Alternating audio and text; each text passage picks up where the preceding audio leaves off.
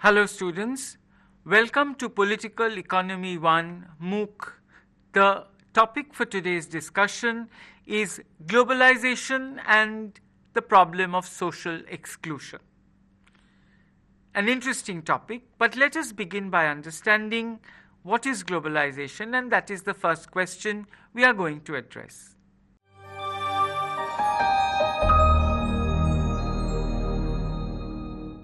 What is globalization?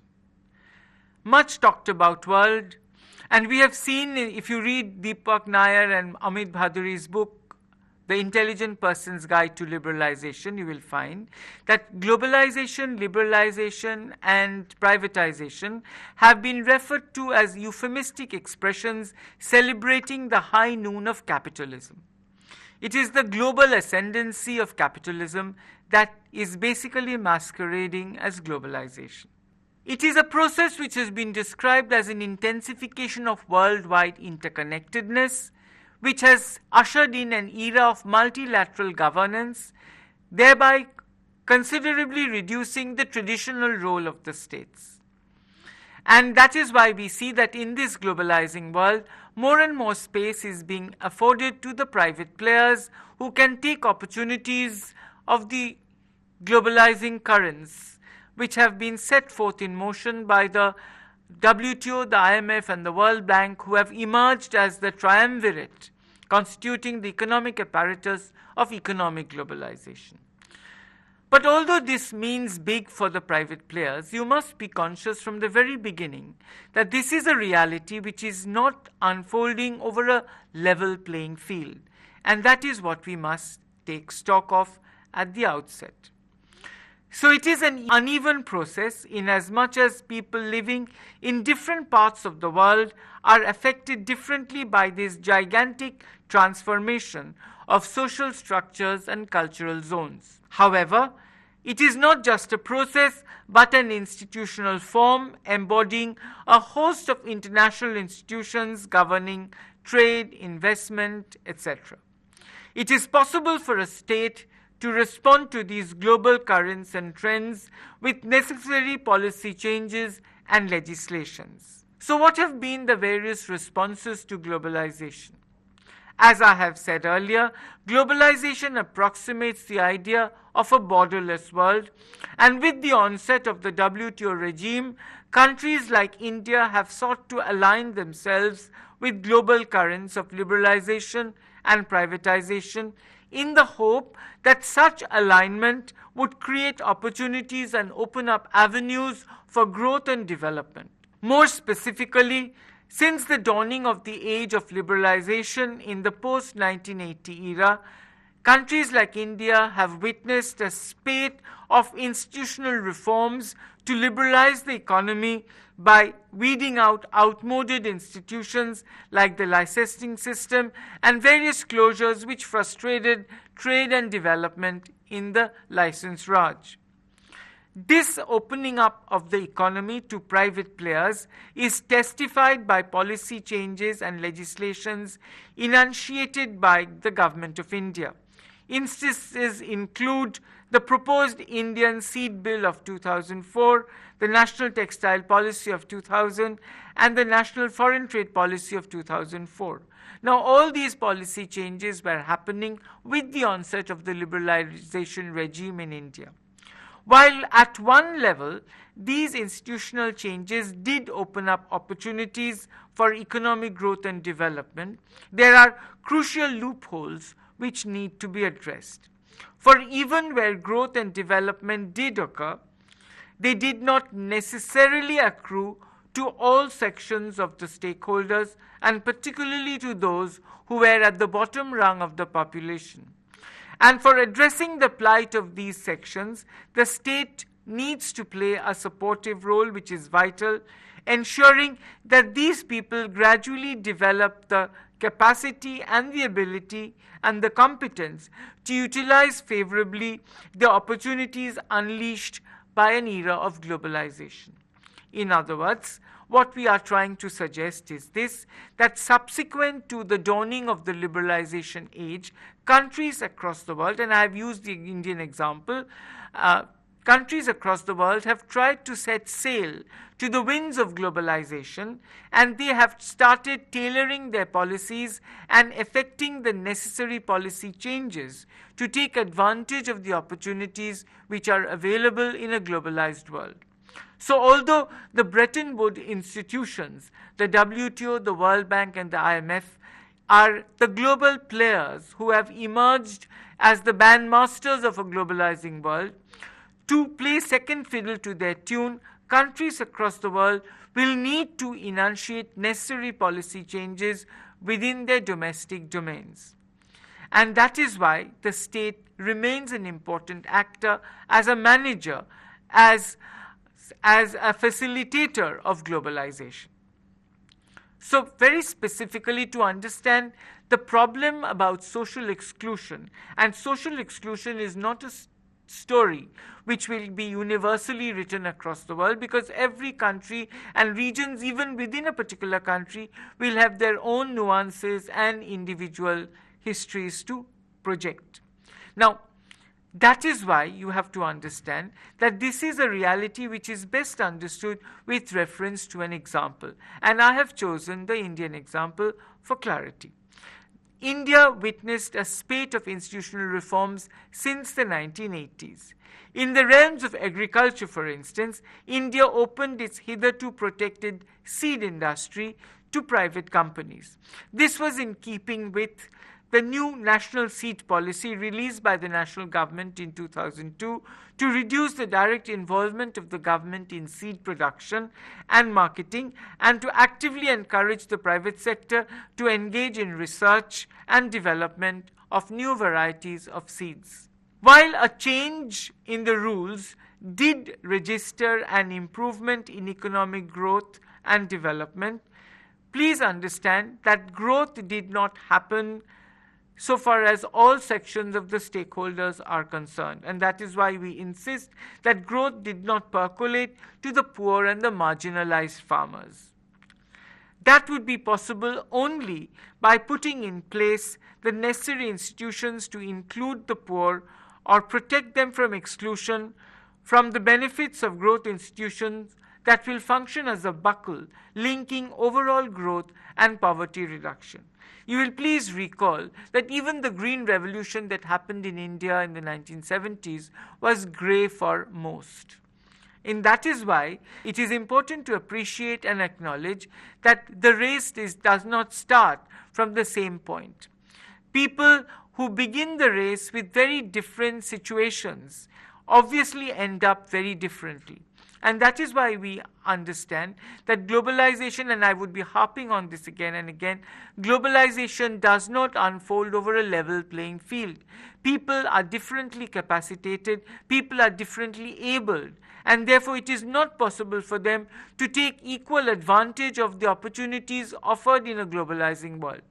And that is why it is very important for the state to play some kind of a supportive role and to combat social exclusion, which is in fact one of the professed commitments on part of the competition state which has emerged of late. Growth, therefore, it is important to appreciate, is not necessarily inclusive growth. In the realm of trade and industry as well, there were reforms seeking to liberalize the economy by weeding out outmoded institutions of protectionism like the licensing system and various closures on international trade. And we have already highlighted these examples by way of the National Foreign Trade Policy or the National Textile Policy. The picture that emerges in the domain of agriculture is similar in the case of the textile and clothing industry as well. The industry has been going through stagnation due to lack of growth as well as due to increasing competition from outside. Time and again, the government has taken initiatives like credit schemes, technology upgrading funds, various schemes with incentives for motivating higher production. But these measures and schemes have not been sufficient, and the beneficial effects of such efforts have not really trickled down to the poor and the marginalized weaver. Under the circumstances, the intervention on part of the state is clearly felt. And this is what I have kept reiterating, that the state needs to play a supportive role so that those sections of the population which are not in a position to take advantage of the opportunities provided in a globalizing world are enhanced in terms of their capacities, and there is empowerment taking place so that they can also make it well in a globalizing world, which is a world full of opportunities.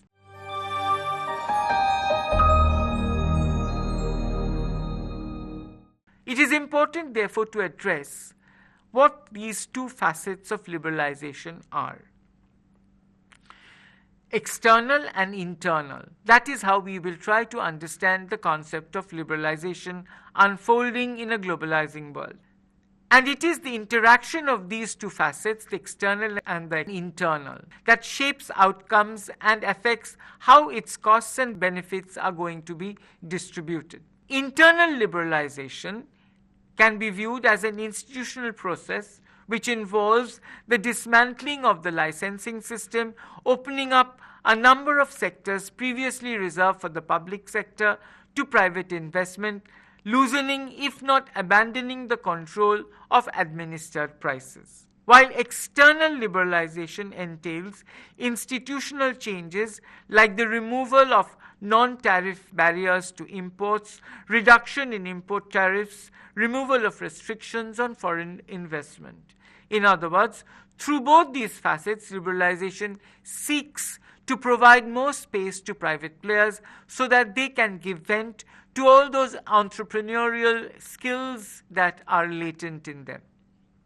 But that does not preclude the need for installing important changes, and that is where the role of the state comes in a major way.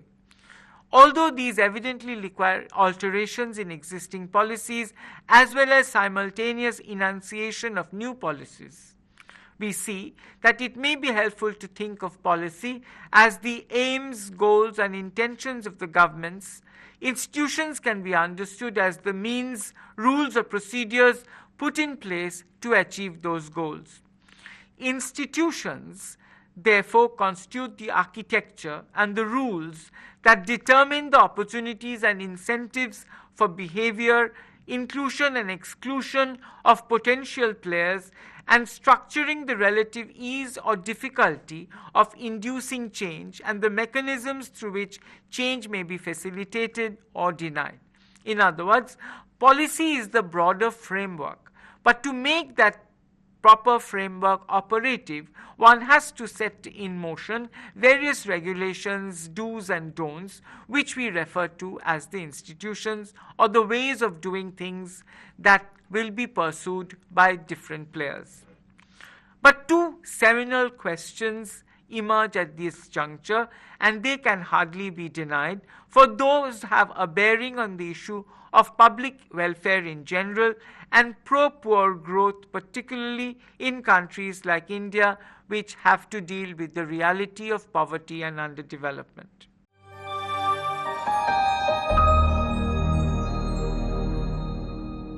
So what is the need for institutional change? That is an important concern. The need to combat social exclusion can hardly be denied or ignored because, as I have said repeatedly, and I'll go on repeating it because that is the leitmotif on which the entire discussion is based, and that is globalization is all about offering opportunities to people with skills and entrepreneurial abilities. But you must understand that we are not talking in terms of a situation of perfect competition, nor are we talking of a homogeneous population. So people in various segments, whether we are talking about farming or whether we are talking about textiles and handlooms, we must understand that people are differently poised. People have different situational realities to cope with. And therefore, it is not possible for these people to take equal advantage of the opportunities offered by globalization.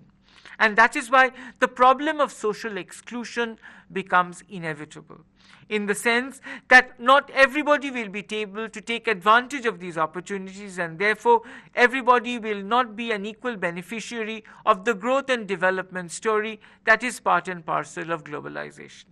And these people who are unfortunate, who are not equally equipped to take advantage of the opportunities, one cannot turn a blind eye to them. And that is why I have also reiterated, if you remember, that the state today, although it is a competitive state, it is not going to turn a blind eye to the reality of social exclusion, nor is it going to abandon its welfare commitment entirely.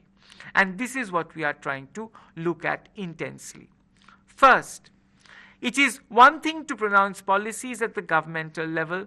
It is quite another thing to understand their repercussions at the level of the grassroots. In other words, is the economic growth that is likely to be generated by an altered governmental stance in favor of private businesses going to make meaningful differences in the development and living standards of the poor and the marginalized? In other words, one has to examine whether the policy changes introduced by the government by way of new goals and new visions are backed up by required institutional changes. That means changes in rules and ways of doing things, ways which have impregnated themselves over time at the ground level. To give you an example, if the government says that the national textile policy will open up free competition for weavers, will every weaver be able to compete at a global level? Will they be able to tap markets internationally? These are the questions which require the need for institutional change. The second important thing to bear in mind is that such legislative or institutional changes also have a social dimension and impact. The vital issues include employment, poverty, income inequality, and quality of life for the majority of the people. This is all the more vital for a state like India, which has pursued the goals of economic equity and social justice, which are goals enshrined in the preamble to the Constitution of India. And in order to understand the problem of social exclusion, it is best to concentrate on a particular example.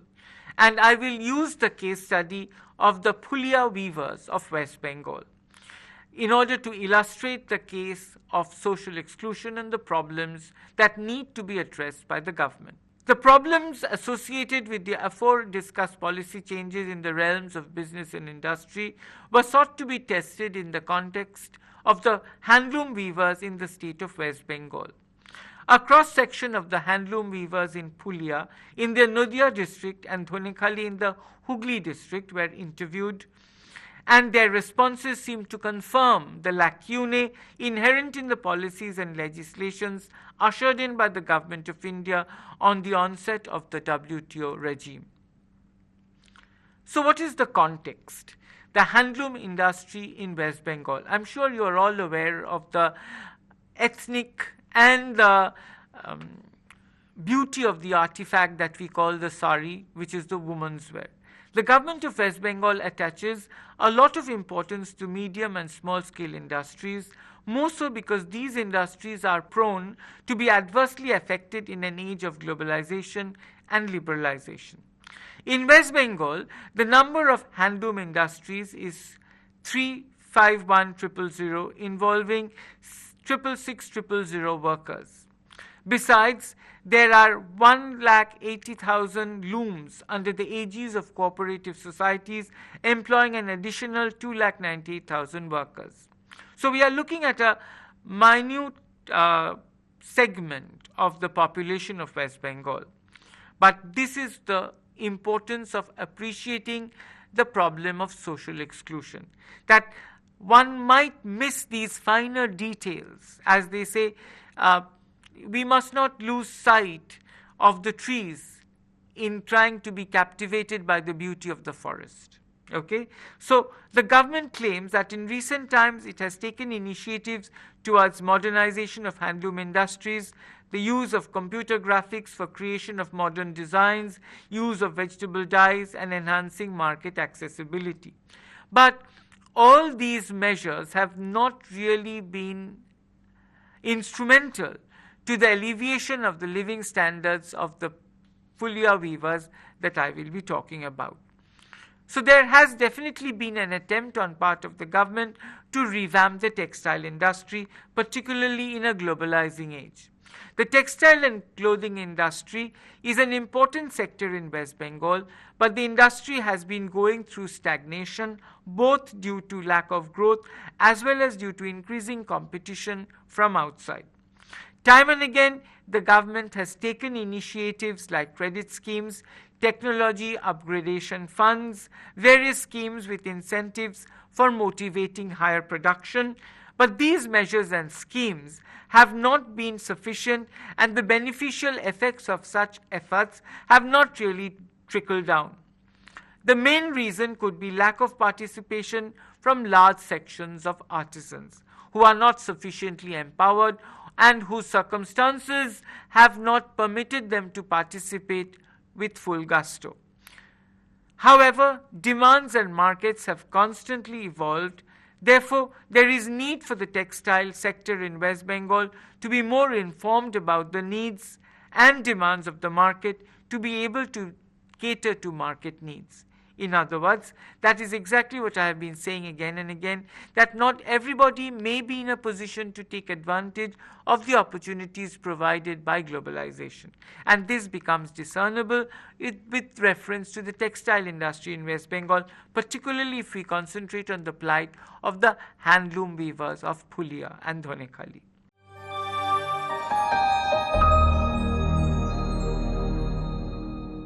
So what is the ground reality so far as the plight of the handloom weavers is concerned? That is an important question to address in order to understand the problem of social exclusion. A survey of the ground reality revealed that a number of weavers traditionally engaged in handlooms are in the grips of uncertainty and poverty. Under the stress of poverty, I quote, and acute uncertainty, many of the traditional handloom weavers and this was highlighted in the media, many of the traditional handloom weavers of Nadia district are opting out of their traditional professions in search of jobs in other states. Others are falling prey to middlemen, businessmen and traders in Kolkata, offering them relatively better and more stable assignments. While the government seeks to create a more business-friendly investment environment in the state, it ought to look into the difficulties of those disadvantaged by the changed situation. And that is the whole idea of social exclusion, to try and understand the dilemmas and difficulties of those disadvantaged in a globalizing age, because their situational realities do not permit them to take advantage of the opportunities offered in a globalizing age. These Phulia weavers are the descendants of the fabled muslin weavers of Bangladesh, and they settled in this portion of the earth and carried on the trade for a long time with lot of reputation. Phulia saris and Dhonekhali saris are much talked about artifacts in West Bengal. And they not only have use value, but they have tremendous aesthetic value as well. They are considered to be pieces of art. But those who have crafted out these arts for generation are in the throes of a crisis, and that is what we are trying to look at in understanding the problem of social exclusion. Now, why are the Phulia weavers so unhappy and apprehensive? In the case of the weavers of the textile sector, there continues to be widespread apathy and unawareness about the idea of globalization or the WTO regime. They don't even know what globalization is, what creation of world market is.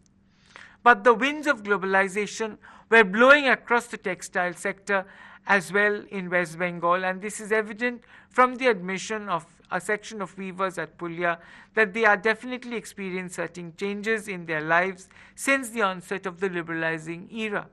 They are aware of the changes, they can feel that the winds are blowing, but they can't grapple with it, to take control of it and to take advantage of it. Phulia is a township under Shantipur police station in the district of Nadia. After partition, a number of weavers, mostly belonging to the Boshak community of the Maimansingh district, presently Tangail district, and weavers from Dhaka, who claim to be the descendant of the famed muslin weavers, came and settled in Phulia. The Phulya region is a weaver concentrated area with approximately 42,000 looms operating in the region and engaging about 95,000 people in weaving and allied activities. We interacted with a group of weavers at the Phulya Tangail Shari Bayan Shilpo Samoboy Shomiti, a weavers cooperative organization, and through this interaction it transpired that the weavers were basically quite unhappy with the changes that were taking hold of their lives. Let us try and get a glimpse of these changes to appreciate and understand the problem of social exclusion. What are the fears that are taking possession of these Phulya weavers? First, a shrinking market. At one time, the looms in Phulya would pulsate with life. There was a throbbing demand for various weaves of saris, lungis, brocade work, cotton, as well as silk items like scarves and stoles. But it seems that consumer preferences have undergone a change over the last 5 or 7 or maybe 10 years. The Tangail sari production has decreased. There has been some amount of diversification of products. The present American and Italian markets seem to believe in the use and throw concept, demanding goods not of a very high quality but simplistic and easy designs which are not lucrative for the weaver and which can easily be approximated by the power looms. So second important threat is that imposed by the power loom. The Phulya weavers have traditionally been accustomed to weave intricate and complicated designs. You may have seen saris handed down by grandmother to granddaughter, and they have become heirlooms. But these are basically labor intensive. But the advent of the power loom constitutes a veritable threat to the weaving community, for the power loom can make available simple and utilitarian items like saris and lungis and other commodities of everyday usage at most affordable prices. Therefore, a new threat is also being imposed by mills, compelling weavers to move out of their traditional professions. Third, there is unfair and foreign competition. In Bengal, what would have taken a weaver nothing less than a day to weave is woven in thousands of yards in China in just a couple of hours with the help of computers and machines. Previously, the Phulya weavers would work extravagantly on Bangalore silk, Assam Muga, and Malda silk. But the advent of Chinese silk has put a decisive closure on the demand for silk Tangail, which was a specialty of Phulya at one time. There are other difficulties also. For instance, a rapidly evolving technology. It is difficult for the traditional weavers of Phulya to ward off the threat imposed on their livelihood by the power loom, which we have already seen. But they still make an attempt to make both ends meet by thinking up new designs which are rather intricate and which cannot be approximated by power looms. So it is not that the Phulya weavers do not respond to challenges or they shirk from their eagerness to try and come up with new ideas and concepts. However, such designs require expensive looms which can be afforded by only a few weavers. Besides, the demand for such design is also not sufficient. Fifth, there is lack of financial support and safety nets. This is one of the vicissitudes that follows in the wake of globalization. In Phulya, 90% of the weavers are outside the cooperative fold. Those within the cooperative fold are, however, only marginally better off in the sense that they are able to avoid falling into the clutches of the money lender. But cooperatives are heavily dependent on the government for subsidies, and the day the government cannot roll out doles or subsidies, these cooperatives will also shrink. Insurance coverage is also not available to these weavers. So please try and understand, even if they take advantage of the opportunities of a foreign market, if the products churned out by the weavers after so much of toil, sweat and tears, if that is turned down, or that is rejected, then they have nothing to fall back upon. And that is why you do come across instances of farmer suicides and suicides of these different professionals. As in the agricultural sector, weavers can get credit or bank loans only against securities.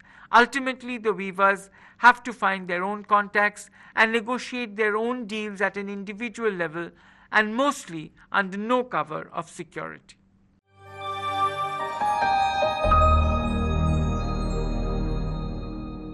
Given all these fears and apprehensions of the weaving community that I've just tried to highlight before you, there is the very pertinent question that what intervention is expected of the state to combat the exclusion of these Phulia weavers. First, there could be the creation of market opportunities. 80% of Phulia saris are sold in Bara Bazar, where prices of saris are decided mostly at rates which are disproportionate to the weaver's investment and labor. There are public sector enterprises like Manjusha, Tantuja, Tantusri. These were created with the object of bailing out the weaver from the pangs of intermediaries. But unfortunately, these organizations have become almost defunct through incessant politicization. The weavers need to get back the money they invest. Delay causes problems and hurl them into the clutches of the money lender. There is definitely need for state intervention. Prices of raw materials and extension of credit facilities is also important. A related problem is the shooting prices of raw materials, which leads to escalation of the cost of production and brings down the wages of the weaver. Besides, supply of raw materials is also controlled almost entirely by Bara Bazar middlemen. And this also takes a toll on the living standards of the Phulia weavers, because they are often driven into a situation where they have to yield to the unfair demands of the middlemen of Bara Bazars. There are so many boutiques you will find in Calcutta which thrive on the labor and unfairly exploited labor of such weavers. Third, there are also unthinking schemes of the government. It is ironical that huge investments and allocations have been made by the central government in the area of handloom and textiles, yet there is gross underutilization of funds and naturally no commensurate improvement in the plight of the weavers, say of Bengal. This is in good measure due to unthinking schemes of the government. For instance, in the scheme by the Development Commissioner Handlooms, New Delhi, stipulated as one of the conditions for availing the scheme recruitment of services of foreign designers. But such contact obviously could not be established by the individual weavers. Often the weavers are expected to furnish clarifications about utilization of funds, and such exercises invariably involve expenditure in terms of speed money at the Development Commissioner's office. So the reality of all these fears often leave the weaver with hardly any choice, and he is increasingly swallowed by a quagmire of poverty.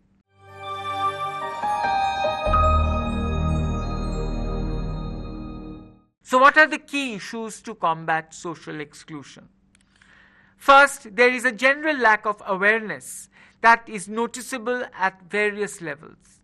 There is, for instance, a lack of trickle-down of government policies and programs among direct producers.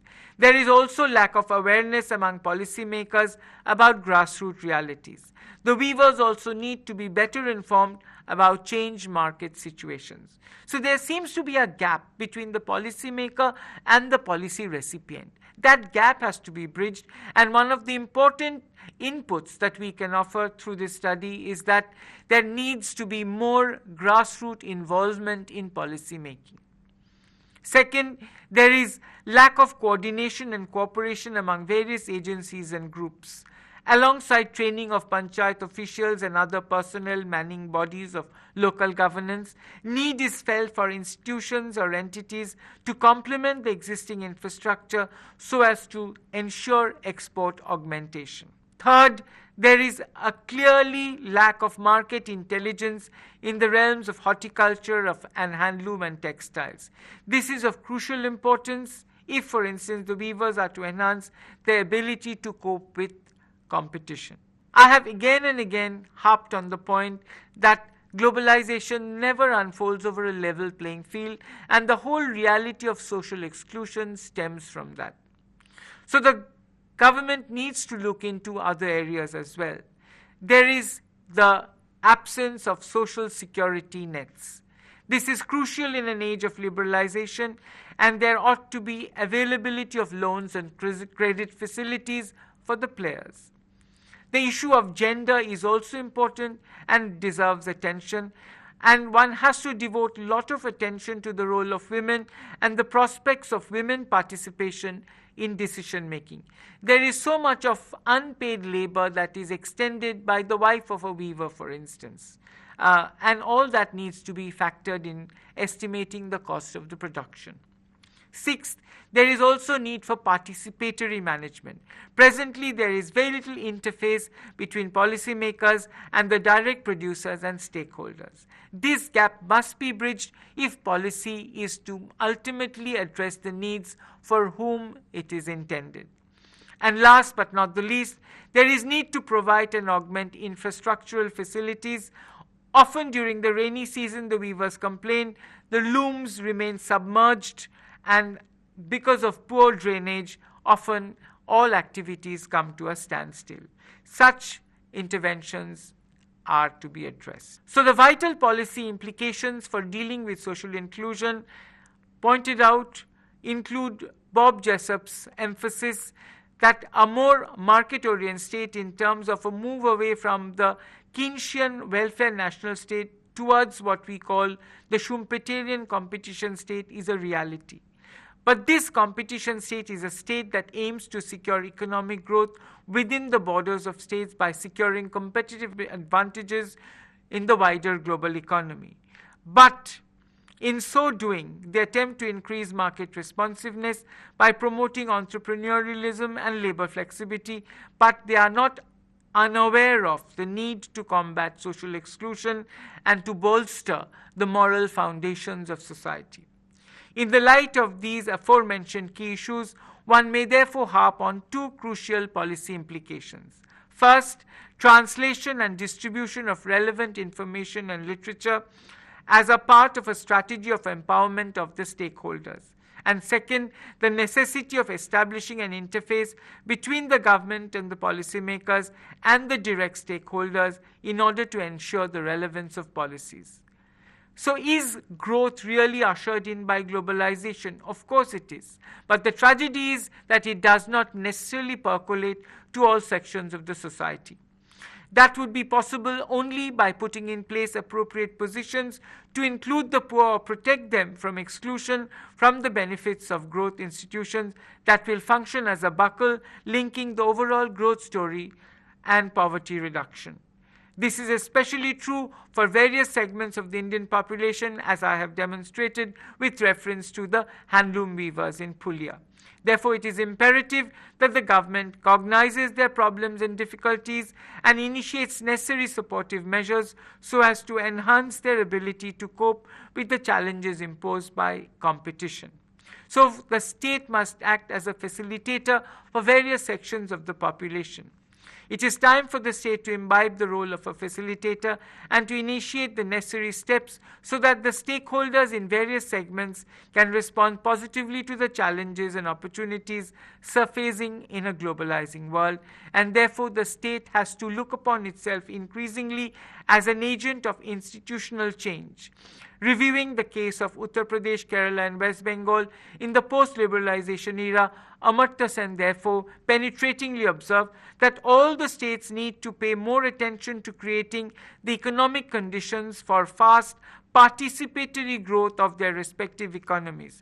But that message cannot be seen to be one of just reducing the role of government control and regulations.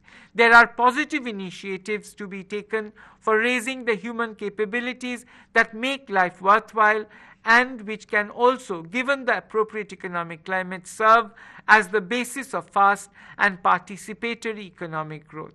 And therefore, the state has to act as a manager, as a facilitator of globalization, because, as I have said again and again, the growth that is ushered in by globalization need not necessarily percolate to all sections, and in order to combat social exclusion, this role of the state can hardly be overemphasized.